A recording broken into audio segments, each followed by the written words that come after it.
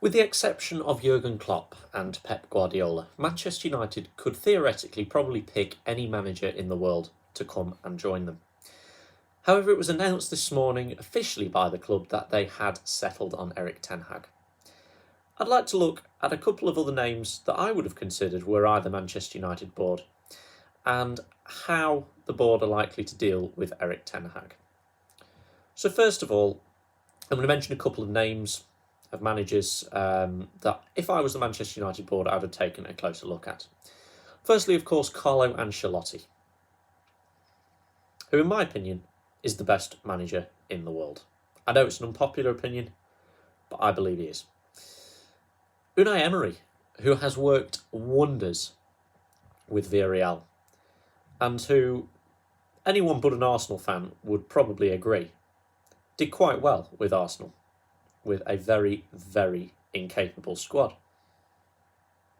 Antonio Conte, wouldn't cost too much to take him from Spurs, and again, a proven winner. Mauricio Pochettino, the manager of Paris Saint-Germain, Premier League proven. But of course, they have settled on Erik Ten Hag, who is a bit of a gamble. Another gamble might have been Marcelo Gallardo from River Plate. But Erik Ten Hag is who it's been. Since Sir Alex Ferguson retired as manager of Manchester United, the club have gone through 4 permanent managers, with Erik Ten Hag about to come in and be the 5th. They had David Moyes, Louis van Gaal, Jose Mourinho and Ole Gunnar Solskjaer, with their most successful period coming under Jose Mourinho, and Louis van Gaal also won them a number of trophies. The 2 of those were serial winners. Erik Ten Hag is not a serial winner. Sure, he's won stuff in Holland, but there's not a lot of competition in Holland. But the key factor for him is how well he's brought through young players at Ajax. We can take a look at Frenkie de Jong straight away, starting week in, week out for Barcelona. We can look at Matthijs de Ligt, a high-quality central defender. We can look at Donny van der Beek, who showed a world of promise before Manchester United snapped him up, and we all know what happened there. And you can look at players that they've currently got, Jurrien Timber, Ryan Gravenberch. And then you can also look at the great work that Erik Ten Hag did with Sebastian Haller and Dusan Tadic, really reviving the careers of essentially Premier League flops at West Ham and Southampton respectively. And all this has been done on a very modest budget, including, of course, their famous Champions League semi-final. Absolutely unprecedented, and it was an incredible achievement for Ajax.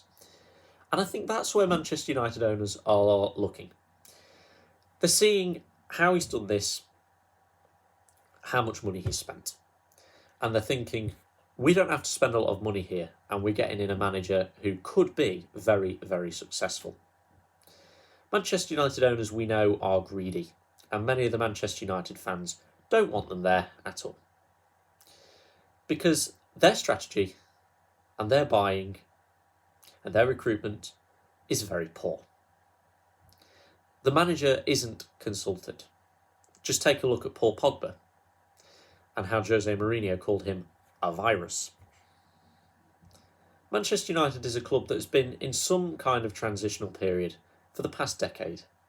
A club in limbo. A club with no real direction. And without the Glazers' backing, Erik Ten Hag really could fall into nothingness for Manchester United.